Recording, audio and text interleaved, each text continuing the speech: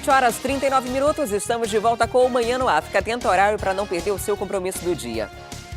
E nessa época do ano em que muitas lojas ficam repletas de chocolates e ovos de Páscoa, os veganos conquistam espaço e têm cada vez mais poder de escolha. E pensando nisso, os empresários estão de olho nesse público. Uma dieta que usa os vegetais como base, livre de alimentos com origem animal. Os deliciosos produtos de Páscoa não ficam de fora do cardápio de quem pratica o estilo de vida. Flávia Loureiro aderiu à dieta vegana há 3 anos. Desde lá, resolveu empreender nesse segmento. E toda vez que a época mais doce do ano se aproxima, ela aproveita para ganhar uma renda extra. Um ovo de Páscoa custa a partir de R$10. Quando eu virei vegana, eu não estava morando aqui. Aí quando eu cheguei não tinha nenhuma opção, ninguém conhecia, eu sabia nem o que era vegetariano. E aí, além de eu ter visto um nicho de mercado, que eram pessoas que não tinham como comer fora de casa, eu empreendo com um propósito, a fim de divulgar o veganismo e mostrar para as pessoas que é possível, que é gostoso, que é acessível.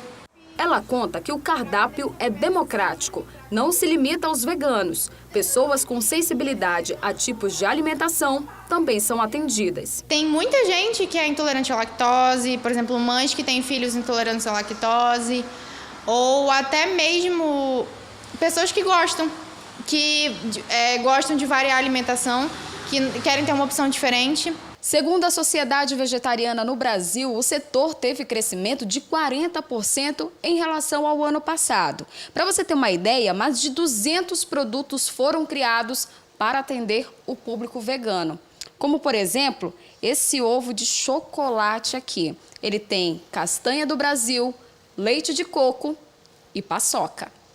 A dona da receita é a Larissa. Desde criança, a alimentação era vegetariana. Quando adulta, na faculdade de nutrição, decidiu aderir ao veganismo. Hoje tem uma loja online de produtos veganos. Os produtos têm valor de R$18 a R$64. Ela conta que o foco do empreendimento é fornecer uma alimentação saudável aos clientes. Além do veganismo, de eu buscar mostrar para as pessoas a parte boa do veganismo, eu busco muito mostrar a alimentação saudável, levar saúde aos meus clientes e mostrar que o produto vegano é sim bom, mas é saudável. Os ingredientes do produto não alteram o sabor, que é intenso. Os ovos de Páscoa dos meus chocolates eu mesma produzo, né? A base é cacau, manteiga de cacau, óleo de coco. Ele é um produto natural também. Os açúcares que eu utilizo são açúcares com índice glicêmico baixo, açúcares que não são prejudiciais à saúde da criança, da mamãe, né? De qualquer pessoa. E eu vou provar agora o cookie, que também está sendo produzido para Páscoa. Fala pra gente quais são os ingredientes aqui. Esse cookie leva farinha de amêndoas, farinha de arroz, gotas de chocolate amargo e também leva o xilitol, que é a substituição do açúcar comum e refinado, né?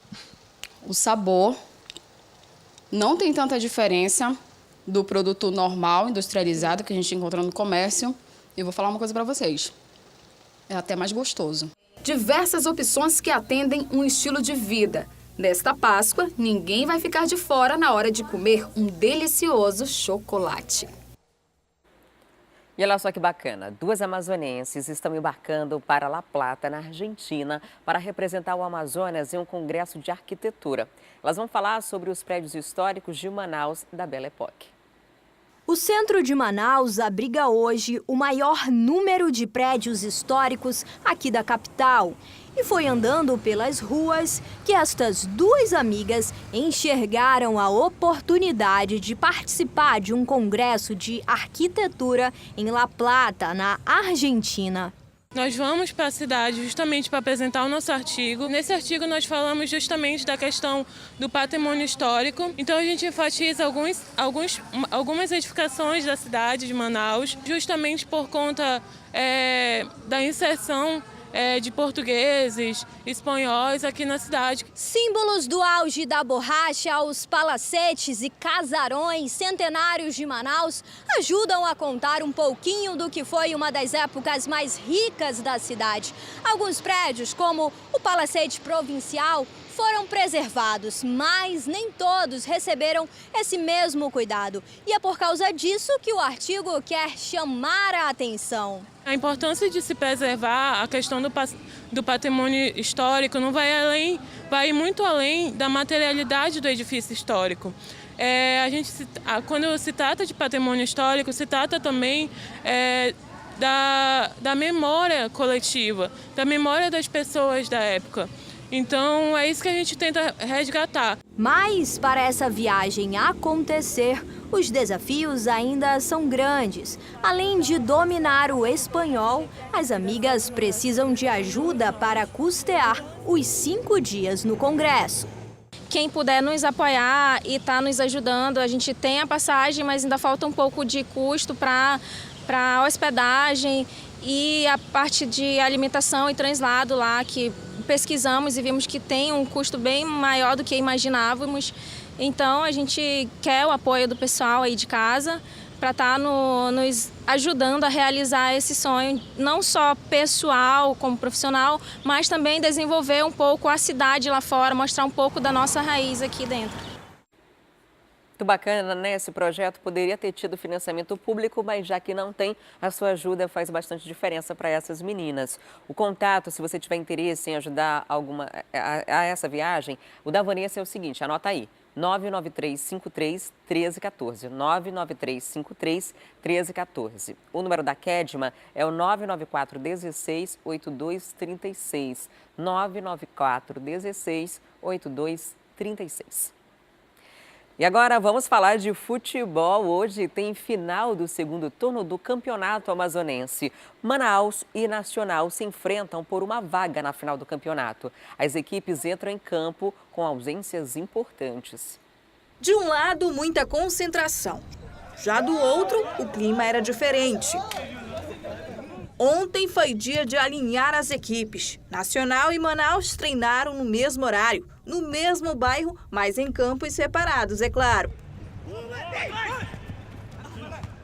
Outra coincidência, vai ter substituição nos 2 times. Os volantes Mineiro do Nacional e Panda do Manaus ficam de fora da partida. Perdas importantes para os técnicos.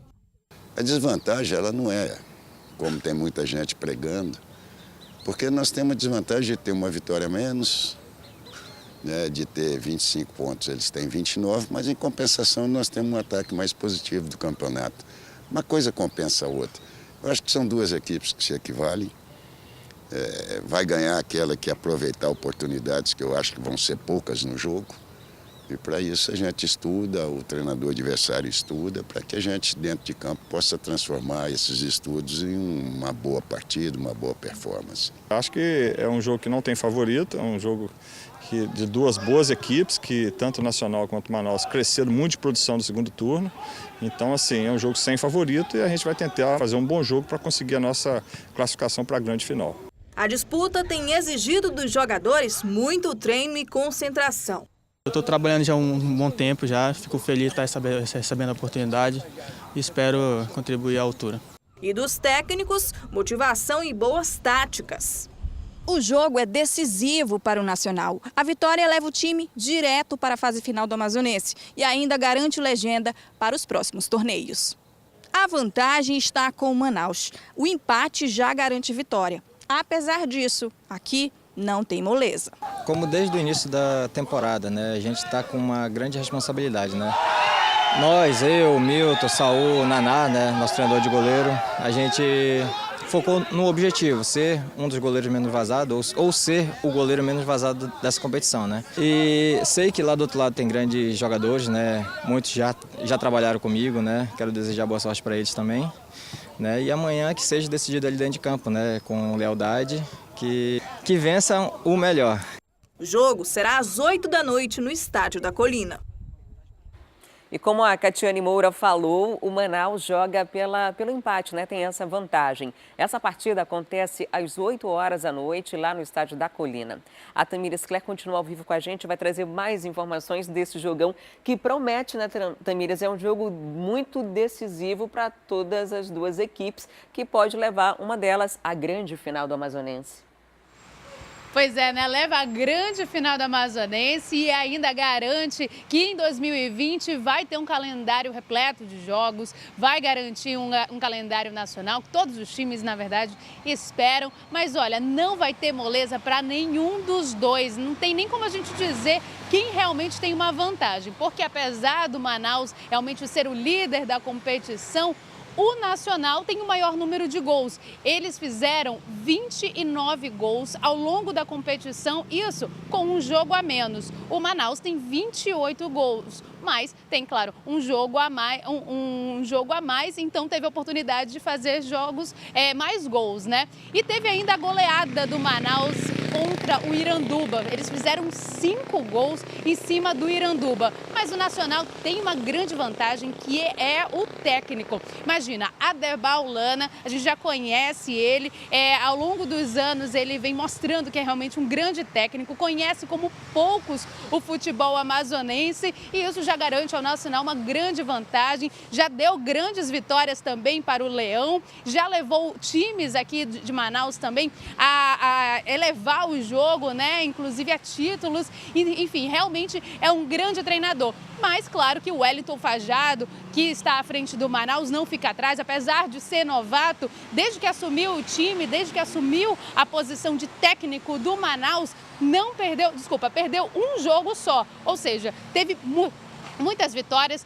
Fez, inclusive, que o Manaus levasse aí a melhor nessa competição, está à frente. Claro que tem a vantagem do empate, né? Porque o regulamento garante isso, garante que se houver o empate o Manaus leva, mas nem por isso realmente tem uma vantagem, já que o Nacional, ao longo do histórico, desde 2014 para cá, desde que começou a jogar com o Manaus, vem vencendo mais que o Manaus. Tem 8 vitórias em cima do Manaus ao longo desses anos, enquanto o Manaus ganhou 4 vezes. Teve ainda 3 empates nesses 15 jogos em que o Manaus e o Nacional se enfrentaram ao longo desses anos. Então, realmente, é um jogo imprevisível. Quem for lá na Colina hoje, no sábado, vai realmente encontrar um jogo sensacional. Vai ser um jogo inesquecível. Realmente, a bola deve entrar no gol várias vezes. A gente espera realmente um grande jogo.